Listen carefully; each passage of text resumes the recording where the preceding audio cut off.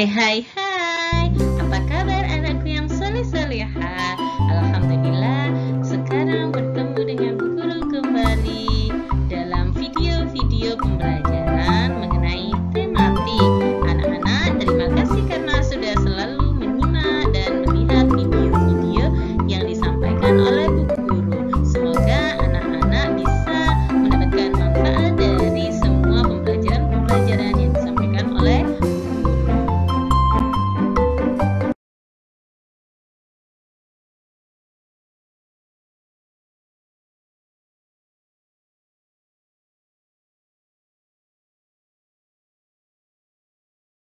Assalamualaikum warahmatullahi wabarakatuh. Anak-anak, sebelum kita memulai pembelajaran hari ini, mari kita membaca basmalah bersama-sama terlebih dahulu. Ayo anak-anak, kita membaca basmalah bersama-sama. Bismillahirrahmanirrahim. Semoga dengan membaca basmalah tadi kita bisa dimudahkan oleh Allah dalam mengikuti pembelajaran hari ini.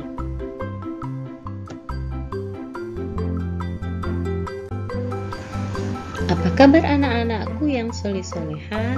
Alhamdulillah, kita bertemu kembali di semester 2 ini. Semoga anak-anak semakin meningkatkan belajarnya. Jangan lupa selalu berdoa kepada Allah untuk dimudahkan dalam mengikuti setiap pelajaran. Anak-anak, sekarang kita akan membahas mengenai keragaman suku bangsa dan budaya di Indonesia, yaitu pelajaran PPKN, tematik tema 5, subtema 1. Anak-anak, adapun keragaman suku bangsa itu kalau kalian tahu ada di Bhinneka Tunggal Ika. Ada bahwasanya Bhinneka Tunggal Ika itu memiliki arti yaitu berbeda-beda tetapi tetap satu. Nah, Bhinneka Tunggal Ika itu diambil dari kitab Sutasoma yang ditulis oleh Empu Tantular. Nah, Bhinneka Tunggal Ika ini merupakan semboyan bangsa Indonesia. Pintar sekali anak-anak. Kemudian, Bhinneka Tunggal Ika itu memiliki makna meskipun berbeda suku, budaya, agama, bahasa daerah, tetapi satu, yaitu bangsa Indonesia. Berbeda suku karena apa? Di Indonesia ini memiliki banyak wilayah yang terdapat suku-suku yang berbeda, juga dengan budayanya, agama ada di Indonesia itu ada 6, dan bahasa daerah, tapi dipersatukan di bahasa Indonesia yaitu bahasa nasional. Nah, yang kedua kita akan membahas mengenai suku bangsa di Indonesia. Di Indonesia itu memiliki banyak suku bangsa karena di Indonesia itu memiliki pulau-pulau yang sangat banyak. Jadi suku bangsa yang ada di Indonesia itu tersebar di pulau-pulau yang ada di seluruh wilayah Indonesia. Yang pertama yaitu Pulau Sulawesi. Di Pulau Sulawesi ini ada beberapa suku yang ada di sana, yaitu ada suku Ampana, suku Bada, suku Bajo, suku Bobongko, suku Bugis, suku Gimpu, suku Kulawi, suku Lampu, suku Makassar, suku Parigi, suku Selayar, suku Toli-Toli, dan suku Toraja. Jadi suku-suku itu memiliki budaya dan adat masing-masing ataupun wilayahnya. Mereka tinggal seperti pada suku Bajo. Suku Bajo ini tinggalnya di laut. Terus adapun yang tinggal di pedalaman ya. Kemudian yang B itu merupakan Kepulauan Maluku. Di Kepulauan Maluku ini ada beberapa suku. Ada suku Aru, suku Buru, suku Galela, suku Ke, suku Loda, suku Moa, suku Seram, suku Tanibar, dan Tobelo. Nah, suku-suku ini yang tersebar di Maluku. Kemudian yang C ada yaitu Pulau Sumatera. Pulau Sumatera itu terdapat suku Aceh, suku Batak Karo, suku Mandailing, Melayu, dan Lampung. Kemudian yang D adalah Pulau Jawa. Pulau Jawa adalah suku-sukunya itu Banten, Betawi, Baduy, Jawa, Karimun, Madura, dan Tengger. Nah, kalau kita itu berada di Jawa Timur, yaitu suku Jawa. Kalau di tetangga kita di sebelah sana ada Pulau Madura. Nah, di Pulau Madura itu ada namanya suku Madura. Kemudian kalau di Jawa Timur juga ada suku Tengger, yaitu yang ada di Bromo sana ya. Terus kemudian yang E ini merupakan Pulau Bali ya, Pulau Dewata Bali ya, terkenal dengan Pulau Dewata karena memang di sana adalah Hindu ya, dan dewa-dewa, menyembah dewa-dewa lah, maka disebut dengan Pulau Dewata. Nah, di Pulau Bali ini ada beberapa suku sebenarnya, tapi yang itu yang paling kita tahu yaitu adalah suku Bali. Ada juga suku Sasak ya. Kemudian yang F yaitu Kepulauan Nusa Tenggara. Di Kepulauan Nusa Tenggara ini ada beberapa suku.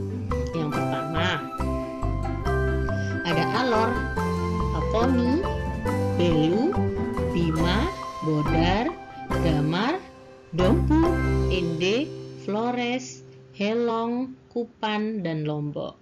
Nah, Nusa Tenggara ini dekat dengan Bali ya.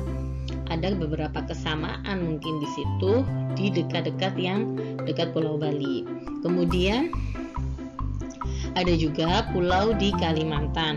Pulau di Kalimantan ini memiliki beberapa suku, yaitu Abai, Adang, Banjar, Berusu, Bulungan, Busang, Dayak, Dusun, Melanau, Murik, Punan, dan Tabuyan. Kemudian yang terakhir yaitu ada di Pulau Papua.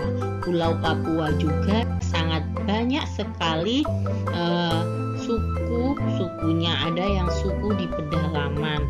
Nah, ini ada beberapa suku yang ada di Papua, yaitu suku Asmat, suku Anggi, suku Arguni, Biak, Bintuni, Dani, Jakui, Mapia, Mimika, Moni, Muyu, Senggi, Sentani, dan Waigeo. Nah, semua suku-suku yang ada di beberapa pulau itu memiliki adat dan budayanya masing-masing.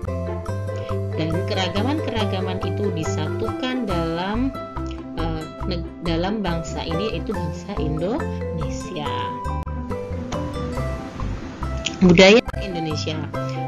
Budaya Indonesia ini budaya yang ada di daerahnya masing-masing. Jadi budaya daerah itu beraneka ragam, merupakan budaya bangsa Indonesia. Oleh karena itu, budaya daerah merupakan akar budaya nasional yang perlu dikembangkan dan tetap harus dilestarikan. Keragaman budaya bangsa Indonesia ada yang terbentuk religi atau keagamaan sesuai dengan agamanya, seperti Pulau Dewata Bali. Nah, itu juga bisa budayanya itu sesuai dengan keagamaannya, yaitu agama Hindu. Nah, adat istiadatnya pun pula seperti itu, menyesuaikan dengan keagamaannya. Kemudian keseniannya, boleh itu seni tari, kemudian musik, dan lain-lain itu menyesuaikan dengan bisa jadi dari sukunya atau daerahnya ya. Bahasa daerah itu disesuaikan dari sukunya itu tadi. Setiap suku itu biasanya memiliki bahasa daerahnya masing-masing. Kemudian rumah adat. Nah, rumah adat itu sangat banyak juga ya di Indonesia. Kemudian ada mata pencaharian. Nah, kalau untuk mata pencaharian itu biasanya disesuaikan dengan wilayah strategis yang ada di Indonesia. Ada yang tinggalnya di pesisir pantai, ada yang di laut, ada yang di pedalaman, ada yang di darat, ada yang di gunung. Lah itu mata pencaharian mempengaruhi budaya yang ada di Indonesia juga. Ada juga kalau di suku Bajo tadi, karena tinggalnya di laut, dia pasti mata pencahariannya adalah nelayan. Lah mereka memiliki budaya untuk menangkap ikan. Lah itu harus ada aturan-aturannya juga. Kemudian sistem kemasyarakatan. Dalam sebuah masyarakat itu pasti memiliki aturan-aturan.